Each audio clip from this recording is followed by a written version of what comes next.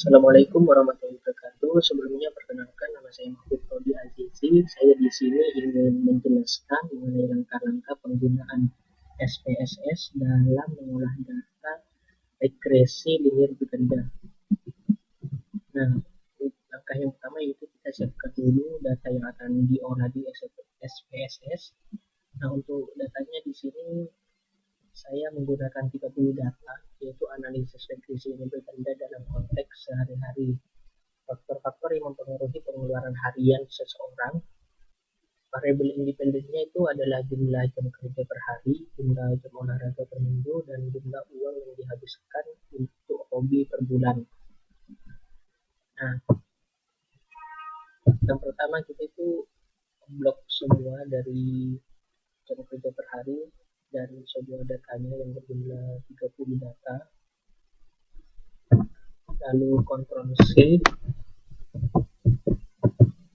masuk ke dalam SPSS, lalu tekan kanan, lalu pilih paste with variable name. Lalu kita pergi ke analyze, pergi ke bagian regresi, dan klik di bagian linear.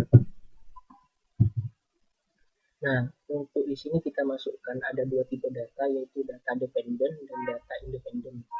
Untuk data dependennya yaitu di sini pengeluaran harian. Untuk sisanya itu yang tiga adalah masuk ke data independen. Kita masukkan ke data independen.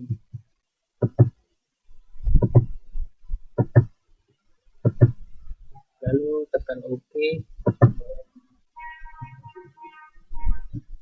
Nah, ini adalah hasil dari regresi linear berganda di SPSS. Baik, untuk selanjutnya yaitu di sini saya akan menginterpretasikan data hasil dari SPSS tadi. Baik, untuk data yang pertama yaitu bagian variabel internet atau remove. Untuk interpretasinya itu tabel variabel internet tersebut menjelaskan mengenai variabel-variabel apa saja yang merupakan variabel independen dan apa yang menjadi variabel dependen. Terlihat bahwa yang menjadi variabel independen adalah jam kerja per hari, jam olahraga per minggu, dan yang terakhir yaitu pengeluaran untuk hobi per bulan. Sedangkan yang menjadi variabel dependennya adalah variabel pengeluaran harian.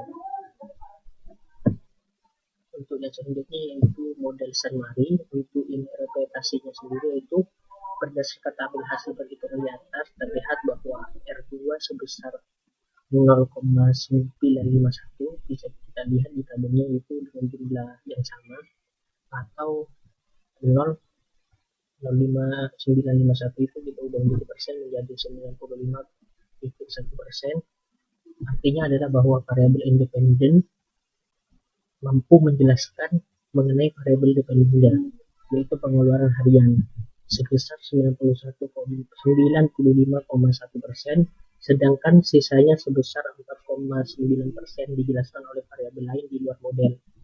Nilai koefisien determinasi sebesar 95,1% menunjukkan bahwa model regresi ini layak dikatakan layak karena memiliki nilai koefisien determinasi lebih dari 50%.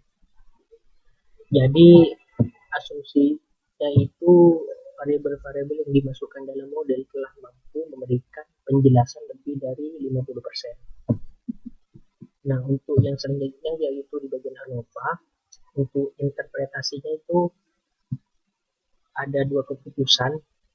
Sebelum masuk ke keputusan pertama, kita perlu tahu bahwa tabel ANOVA di atas adalah tabel yang menunjukkan uji regresi secara simultan bagaimana pengaruh variabel jam kerja per hari, jam olahraga per minggu, dan pengeluaran untuk hobi per bulan secara bersama-sama mempengaruhi pengeluaran harian. Untuk keputusan pertama, perlu kita ketahui bila nilai F hitung lebih dari F tabel maka H1 diterima, sedangkan bila nilai F hitung kurang dari F tabel maka H0 diterima.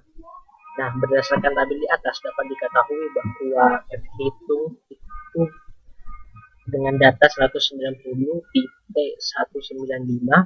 yaitu lebih besar daripada F tabel dengan angka 2,98 sehingga H1 diterima, di mana variabel jam kerja per hari, jam olahraga per minggu, dan pengeluaran untuk hobi per bulan berpengaruh secara bersama-sama terhadap pengeluaran harian. Dengan demikian, penelitian tersebut menerima H1 dan menolak H0. Nah, untuk keputusan yang kedua, yaitu mengenai SIG, perlu kita ketahui bahwa bila nilai SIG kurang dari 0,05 maka H1 diterima, bila nilai SIG lebih dari 0,05 maka H0 diterima.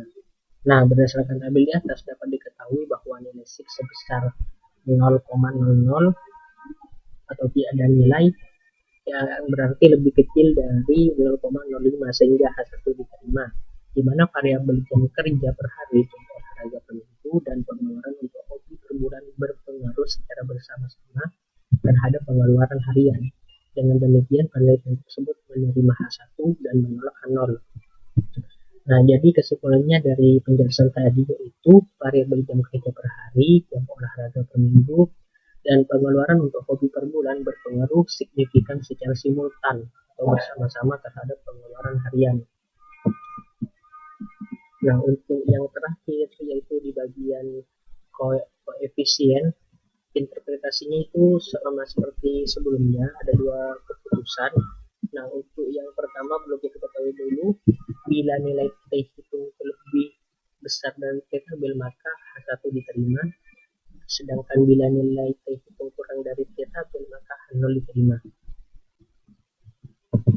Nah, berdasarkan tabel koefisien di atas dapat diketahui bahwa nilai variabel jam kerja per hari T hitung itu senilai 3,747, yaitu lebih besar dibanding T tabel dengan nilai 2,048. Untuk nilai T tabel ini kita bisa cek di T tabel. Sehingga H1 diterima di mana variabel jam kerja per hari berpengaruh terhadap pengeluaran harian. Nah, untuk yang selanjutnya yaitu nilai variabel jam olahraga per minggu. Hitungnya itu bernilai 2,244 yang lebih besar dari T tabel dengan nilai 2,048 sehingga H1 diterima. Di mana variabel jam olahraga berarti jam olahraga per minggu itu berarti berpengaruh terhadap pengeluaran harian. Nah, untuk yang terakhir yaitu nilai variabel pengeluaran untuk hobi per minggu dengan hitung senilai 1,991 lebih kecil dari T tabel dengan nilai 2,048 sehingga H0 diterima, di mana variabel pengeluaran untuk hobi per minggu itu tidak berpengaruh terhadap pengeluaran harian. Nah, untuk yang keputusan kedua perlu diketahui sebelumnya yaitu bila nilai SIG lebih kecil dari 0,05 maka H1 diterima, dan sebaliknya bila nilai SIG lebih besar dari 0,05 maka H0 diterima. Nah, berdasarkan tabel di atas dapat diketahui bahwa nilai SIG variabel jam kerja per hari dengan nilai 0 yaitu berarti lebih kecil dari 0,05 sehingga H1 diterima, di mana variabel jam kerja per hari berpengaruh terhadap pengeluaran harian. Untuk nilai SIG variabel jam olahraga per minggu dengan nilai T itu sebesar 0,03 yang berarti lebih kecil dari 0,05 sehingga H1 diterima, di mana variabel jam olahraga per minggu itu berpengaruh terhadap pengeluaran harian. Nah, yang terakhir yaitu nilai SIG variabel pengeluaran untuk hobi per minggu dengan nilai 0,05 yang itu bisa dianggap lebih kecil dari 0,05 sehingga H1 diterima, di mana variabel pengeluaran untuk hobi per minggu berpengaruh terhadap pengeluaran harian. Nah, jadi kesimpulannya adalah jumlah jam kerja per hari, jumlah jam olahraga per minggu, dan jumlah uang yang dihabiskan untuk hobi per bulan itu berpengaruh secara signifikan atau parsial atau sendiri-sendiri terhadap pendapatan harian. Dengan demikian penelitian ini menerima H1 dan menolak H0. Mungkin itu saja penjelasan atau langkah-langkah yang dapat saya sampaikan mengenai bagaimana cara pengolahan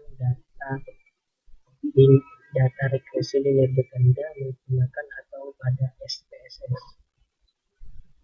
Sekian, maaf apabila ada salah kata atau penyampaian. Wassalamualaikum warahmatullahi wabarakatuh.